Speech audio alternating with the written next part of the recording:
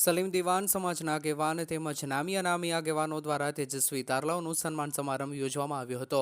દીકરા દીકરીઓને ગિફ્ટ આપીને 2024ના ધોરણ 10 અને ધોરણ 12માં સારા ટકે પાસ થયેલ દીકરાઓ તેમજ દીકરીઓ આગળ ભણે તે હેતુથી તેમનું સન્માન કરવામાં આવ્યું હતું। મારો સમાજ ઓબીસીમાં આવે છે તેમજ તાલુકા અધિકારી આવીને માર્ગદર્શન આપવામાં આવ્યું હતું। છોકરા છોકરીઓ ભણતર તરફ આગળ વધે તેવું માર્ગદર્શન આપવામાં આવ્યું।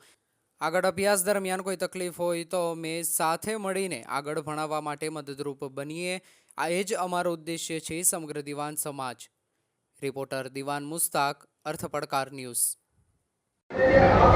जी आपનું નામ જણાવો। સલીમ શાહ કાલુસા દિવાન। શું છે આપનો પ્રોગ્રામ?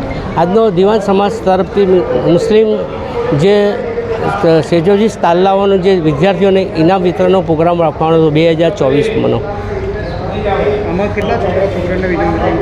35 છોકરા છોકરીઓ છે ને એની અંદર જે ઓબીસી સમાજ, અમારો દિવાન સમાજ ઓબીસીમાં આવે છે ને ઓબીસી સમાજ તરફથી જે માર્ગદર્શન, જે સમાજ કલ્યાણ તરફથી એક અધિકારી આવી ને પૂરે માર્ગદર્શન પૂરું પાડ્યું ને એના અમારા પ્રમુખશ્રી ને જે આગેવાનો હતા એમણે શિક્ષણ લેવલની જે હતી ઉણપ ને એની ચર્ચા કરવામાં આવી ને બીજું કે વક્તા તરીકે જે શિક્ષણ પ્રાથમિક શિક્ષણ અત્યારે સરકારનું કઈ રીતે લેવું ને તે રીતે ખર્ચેથી બચવું એનું પૂરેપૂરું માર્ગદર્શન સમાજ તરફથી આપવામાં આવ્યું છે।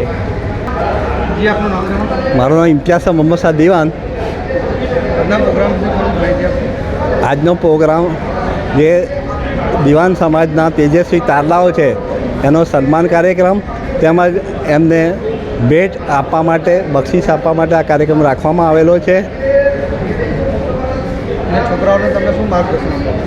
આજના વિદ્યાર્થીઓ જે આવેલા છે એમના માટે હું એ જ માર્ગદર્શન આપવા માગું છું કે ગમે ત્યારે અમારા દિવાન ચરોતર દિવાન સમાજ કેળવણી મંડળીના પ્રમુખ, ઉપપ્રમુખ કે અમારી કારોબારની જ્યારે પણ જરૂર હોય, ધોરણ 10, 12 કે આગળ કોલેજ સુધી અભ્યાસ કરવા માટે જે કંઈ માર્ગદર્શન જોતું હોય અથવા એમને જે કંઈ તકલીફ હોય એ અમે લોકો દૂર કરવા માટે આજનો આ કાર્યક્રમ રાખ્યો છે। અને ગામે ગામના લોકો અહીં જિલ્લામાંથી પધારેલા છે અને ગામના આગેવાનો દિવાન સમાજના અહીં પધારેલા છે।